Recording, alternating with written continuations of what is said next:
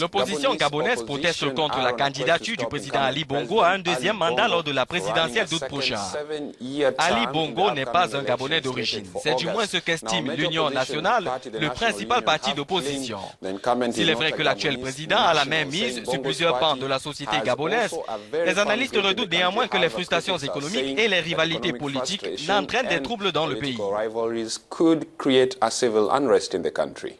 Oui, et puis des soupçons sur l'état civil d'Ali Bongo avaient déjà été émis en 2009 après sa victoire au scrutin présidentiel avec 41,3% des suffrages. Des opposants avaient alors affirmé que le fils du chef de l'État, défunt Omar Bongo, a été adopté et a donc acquis la nationalité gabonaise. Or, l'article 10 de la Constitution sur lequel s'appuie l'opposition exclut de la course présidentielle toute personne ayant acquis la nationalité gabonaise.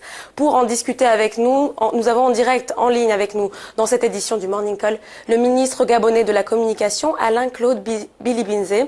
Bonjour, monsieur Bilibinze. Oui, bonjour, madame. Alors, comment réagissez-vous à tout ce débat sur la nationalité ou même l'illégitimité du président Bongo? Écoutez, madame, nous regardons ce débat à la fois, nous considérons que c'est une absurdité absolue, c'est totalement absurde, et dans le même temps, nous sommes un peu tristes de l'image que l'opposition gabonaise donne du débat démocratique au Gabon et en Afrique. La démocratie, c'est gagner l'adhésion des populations. La démocratie, ce n'est pas chercher à être un adversaire par des subterfuges qui n'ont aucun sens et qui n'ont aucun fondement. Cette question a été posée déjà en 2009, comme vous l'avez rappelé, et en 2009, les juridictions gabonaises se sont prononcées. Donc ça veut dire que c'est tombé sous l'autorité de la chose jugée. Ce débat a ressurgi au Gabon, mais dans quel contexte? Dans un contexte de contestation de l'héritage d'Omar Bongo par des membres de la famille Omar Bongo, notamment une des filles d'Omar Bongo, avec Madame Chantal Miboto, qui se trouve être de l'opposition. Et donc c'est parti d'une question d'héritage pour devenir aujourd'hui un débat politique. C'est une curiosité absolue.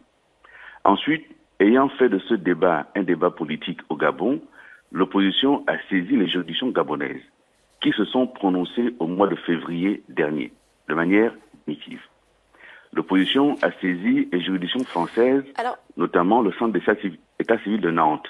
Je me permets de vous couper rapidement, monsieur Bilibinze. Le ton s'est durci ces dernières semaines alors que la présidentielle se rapproche à grands pas. Peut-on craindre une période électorale troublée, du coup?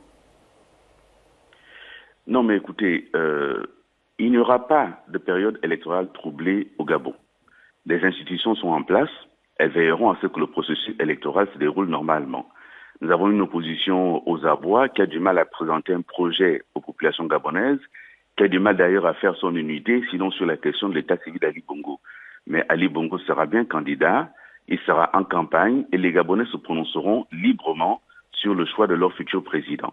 Donc, ceux qui tentent de créer des troubles inutiles devront simplement constater que les Gabonais n'adhèrent pas à leur projet. Merci.